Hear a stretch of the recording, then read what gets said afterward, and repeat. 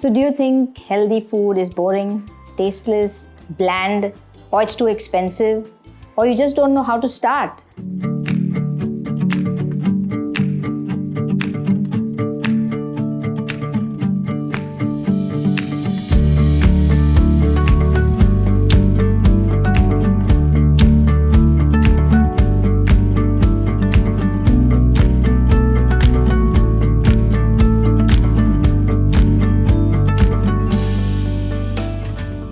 I want to share with you all those tips, all those hacks, all the small things that I use in my day-to-day life, which makes healthy cooking so much easier and actually fun.